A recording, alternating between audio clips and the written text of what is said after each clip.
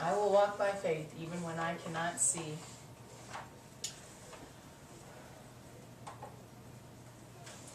Having faith in trying times, even when I cannot see.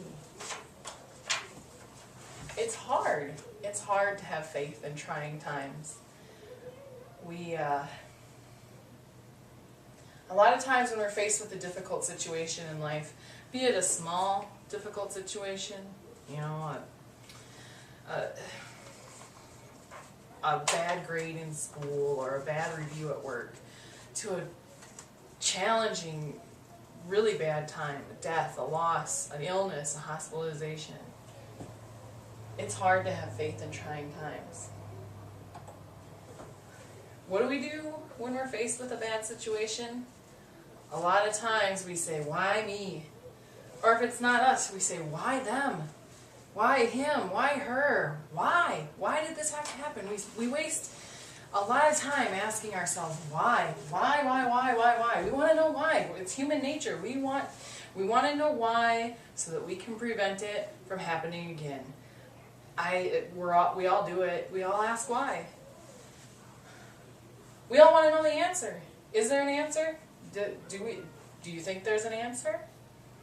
Here's what the answer is to that question. I'm going to give it to you tonight. I'm going to give you the answer to the question, why do we have to face difficult times? Because, yeah, it's like I'm talking to my kids. Just because we have to face bad times. Life isn't fair, and it's not our job to know why. It just happens. Now, I'm going to spend a lot of time explaining why we face difficult situations, even though there's really no good answer. We're going to talk about difficult situations and how to handle them more than explaining why they happen. Let me start by reading a story tonight. It's going to explain a little bit as to why we have to face hard times. The story is called Sheared Sheep by Tina Borcher. I'm a city girl who recently moved to Wyoming.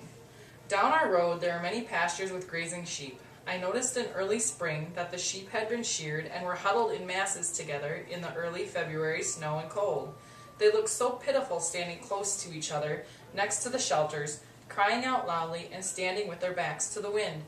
I asked my husband about why the sheep were sheared so early in the season when it's clear that they are suffering. He explained, in early days before fences, when this area was an open range, the sheep wandered far from feed and shelter. When they lambed, it made it hard to keep track of them and keep them safe. So the sheep ranchers sheared the sheep early to keep the ewes close and to better protect them when they lamb. I thought that was a very smart way to keep sheep close in. The next day was more cold and wet, and when I drove by the sheep, I thought again about the shearing, about how the shearing was actually helping them in the long run. I pulled over and looked at them. I thought about my own life, how I had felt sheared with losses I had experienced. I bowed my head and prayed, "Oh God, is it that you want me to keep close, just like these sheared sheep?" Since then, many other losses have come in my path. When I feel raw and sheared, that picture of those sheep come to mind. I ask God to keep me mindful that the shearing is for the long-term good, and during those times, I've tried to stay as close as possible to the shepherd.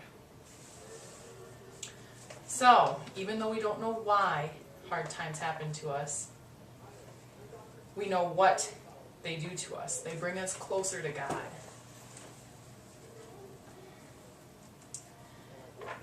Let's say, for example, that you could actually find out why something happened. Let's say you get in a fender bender and you rear end someone.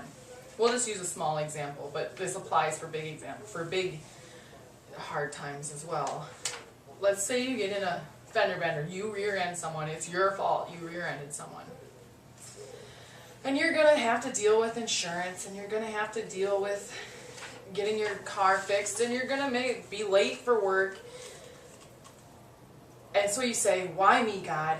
Why? I know I've asked that question when I've been in difficult times, probably more than I should and more than I ought.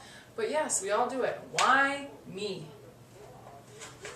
Let's say that you could know the answer. Let's say, well, God could come down and come to you and say, you know why I picked you? Because this morning you had a fight with your husband, and we needed to get your attention back on the things that are important. So I had to punish you. You could have prevented this. You could have not had the fight. You could have resolved your issues. Would I feel any better? No, I wouldn't feel any better. It's a burden to know why these things happen. It would be an extra burden. We already guilt ourselves when we get into hard times. We waste time laying guilt on ourselves as opposed to facing a hard situation and walking through it with God. Instead, we try to look for somewhere to place the blame. Asking why is a waste of time. The other thing that we like to do when we get into hard times is walk away from God, turn our backs, lose our faith, especially when we're in really challenging times. And I have to stop for a moment and take the fact that this sermon tonight just came to me. It came to me, on Monday morning I didn't really know what I was going to talk about, and I know most of you here probably know what happened to Sonny, and that had been weighing on me, that situation. I've been thinking about Denise and Sonny quite a bit, and so I turned the radio on to Life 101.9. If Denise was here, she'd be all happy about that because she's the biggest sales pitch person for Life 101.9 there is. But I turned it on to try and find some inspiration. And wouldn't you know, all the songs I'm going to play here tonight played within an hour of each other, and they all just fell into place. And I knew, between thinking about Denise and everything she's going through with Sonny, and my songs that came together, I had my subject. Having faith in hard times. And so I put everything together, and on Tuesday I think it was when it snowed. It was, it snowed and it made roads a little slick. It wasn't that much snow, but it was a little difficult getting out and stuff. And I got a text message from one of my friends, and he says, "Did you hear about the car bus accident by Sand Springs this morning? I heard it was Shauna Bites." Well, Shauna is a good friend of our family. She's a close friend of our family. Her husband Dan was the best man at our wedding, and we get together a couple times a year. Her kids are the same age as mine. Well, I didn't believe it at first. I didn't want to believe it. It was just a text message. It was just a rumor mill. And so Justin got another phone call from another friend and said, "Did you hear it was Shauna?" But still, it was unconfirmed. It was rumors. That I just thought maybe it looked like her car. Who knows? But it would have made sense that it would have been her, because she lives in Buck Creek and works in Monticello, and her kids go to daycare in Hopkinton. So it would have made sense that she would have been traveling on the roads about that time. Anyway, finally that morning I got confirmation that it was Shauna and that the accident was really bad, and that's all I knew. It was bad. And she was in bad shape. Some people were saying she might not live, but again, that was rumor mill. But that was, at the moment, that's all I knew. So it was like God knew that I had a challenging time coming, and I needed to turn to that Bible, and I needed to talk about this tonight. The day went on, and we learned more about Shauna's condition. We learned that she was going to live, but she had a pretty bad head injury. We still don't know to what extent, but she is making positive progress. She's not in a coma. She's sedated and on a ventilator, and she's got a long road ahead of her, but praise the Lord, she's going to live.